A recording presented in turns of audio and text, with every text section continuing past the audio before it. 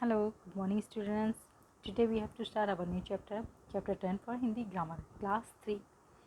Chapter name is काल यानी tense. काल का अर्थ क्या होता है? समय.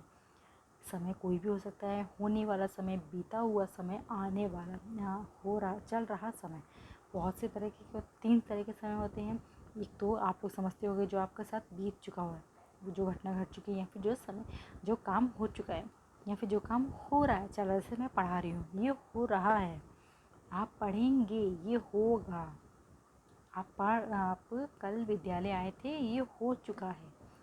इसलिए जो समय बीत चुका है उसका वो एक बीता हुआ समय, और एक चल रहा समय, और एक होने वाला समय. 3 तरह के समय होते हैं. चलिए हम समझते हैं कि अपना चैप्टर स्टार्ट पढ़ के इसको समझ के. काल का अर्थ है समय. निम्नलिखित वाक्य पढ़िए. लड़कियां गा रही थीं. लड़कियां गा रही हैं. लड़कियां गीत गाएंगी. गा रही थी से समझ में था से समझ में आ रहा है ना आपको? थी कि हो चुका है. गा रही है मतलब अभी चल रहा है, गा रही हैं. लड़कियां गीत गाएंगी, ये होगा. तो इन तीनों समय से आपको समझ में आ रहा होगा इस वाक्य से ही कि क्या इसका मतलब क्या, कब होने वाला है, कब हो चुका है, कब हो रहा है. सब समझ में आ रहा है आपको. इन वाक्यों में रंगीन क्रिया शब्दों के अलग अलग रूपों से क्रिया के होने का समय पता चल रहा है. जैसे गा रही थी से बीता हुआ समय, गा रही हैं से वर्तमान समय, और गाएंगी से आने वाले समय का बोध हो रहा है. क्रिया का वह रूप जो उसके होने का समय बोध कराता है उसे काल कहते हैं. काल के भेद. काल के 3 भेद होते हैं: भूतकाल, वर्तमान काल, भविष्यत्य काल. भूतकाल अर्थात बीता हुआ समय जो हमारे साथ हो चुका है. माँ कल बाजार गई थी. ये माँ कल बाजार गई थी मतलब हो चुका है. रीमा ने कल सर्कस देखा. सुबह तेज बारिश हुई. हो चुकी मतलब हुई. रीमा ने साइकिल चलाई. ये सब क्या है? भूतकाल मतलब हमारे साथ हो चुका है. इन वाक्यों में रंगीन क्रिया शब्द गई थी, देखा, हुई और चलाई शब्द बता रहे हैं वे की क्रिया बीते हुए समय में हुई.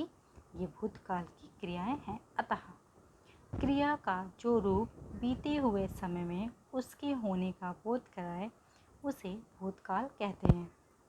दूसरा वर्तमान काल. वर्तमान काल अर्थात चल रहा समय. माँ टीवी देख रही है. जो हमारे साथ माँ टीवी देख रही है मतलब अभी कर रही हैं. बीना खाना बना रही है. हाथी चिंघाड़ रहा है.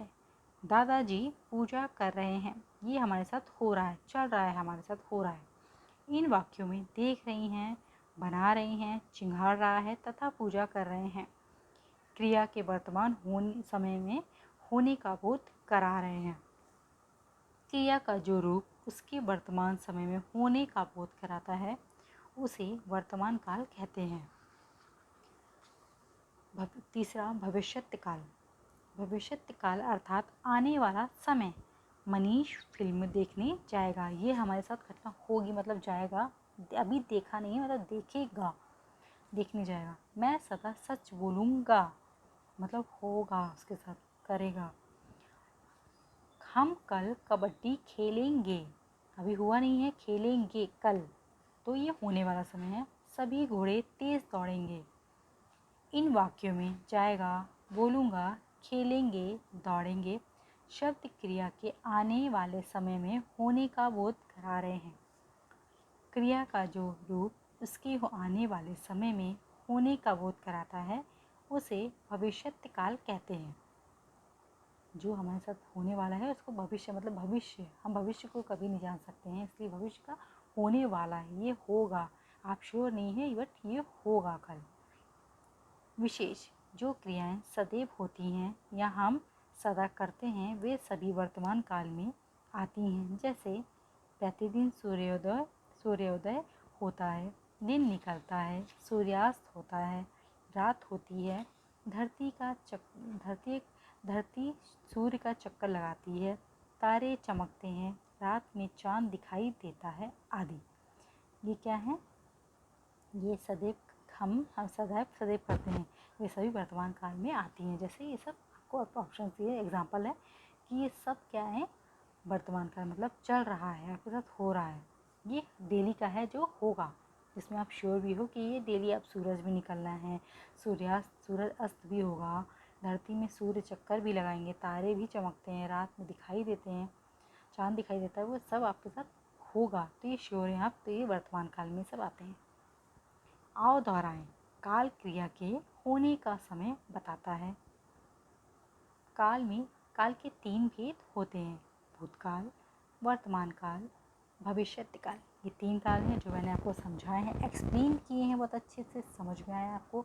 आप खुद इस चैप्टर को रीड करोगे, समझोगे और इसके बारे में मुझे भी आप लोग समझाओगे, अपने बारे में एक एक राय लिख के बताओगे। Okay childrens, thank you, bye bye.